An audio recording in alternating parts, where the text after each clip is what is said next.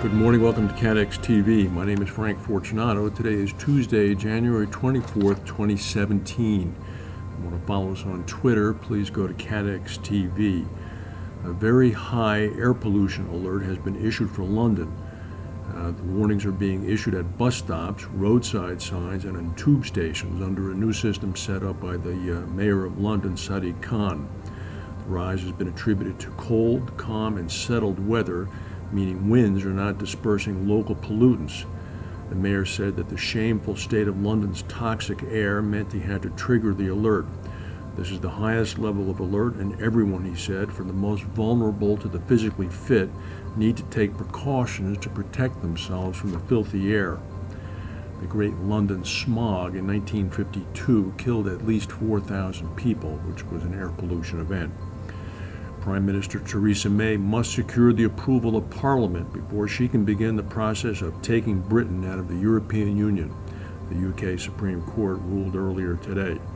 The ruling upholds an earlier decision by a UK court in London. It creates yet another hurdle for Mrs. May, who has promised to begin a 2-year irreversible process of exit negotiations by the end of March by invoking the EU's Article 50, which is the legal mechanism for leaving the bloc. However, the court said that Parliament must now approve the invocation of Article 50. So we'll see what happens. Mrs. May has been very vehement in a hard Brexit plan, meaning a complete divorce from the EU in recent weeks. So Parliament could in fact stand up and say no, they're not interested in such a hard exit and vote against it. China has asserted its indisputable sovereignty over parts of the South China Sea after the Trump administration vowed to prevent China from taking territory in the region.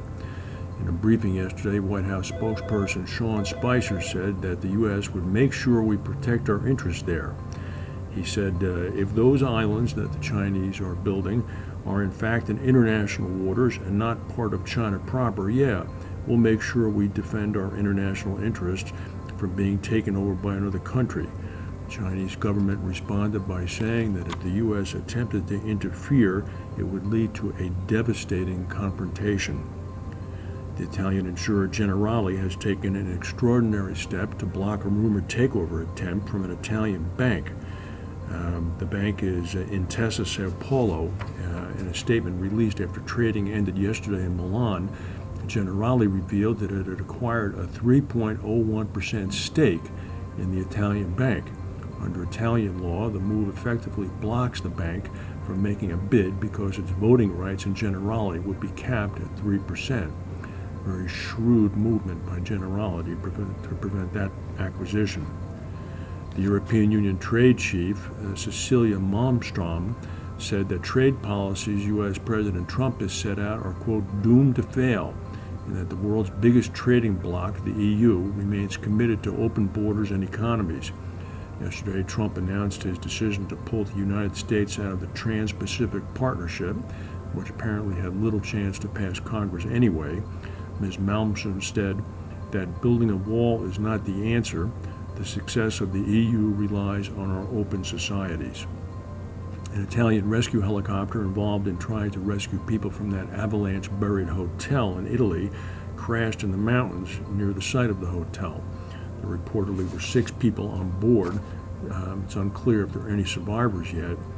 Rescue reports from the hotel indicate that 14 people are still unaccounted for. Search crews aided by excavators were finally able to penetrate the central part of the hotel for the first time and reach the kitchen area and the bar area and found bodies. There were no other signs of life. The first funerals were held today. A U.S. judge blocked a health insurance deal, a takeover, yesterday in which Aetna would have acquired for $34 billion its rival Humana. This raises the stakes for rival Anthem as it too battles to close a $54 billion deal to buy its rival Cigna. The ruling is another victory for the U.S. Justice Department, whose antitrust enforcement became much more aggressive during Obama's 8 years in office, which ended last week.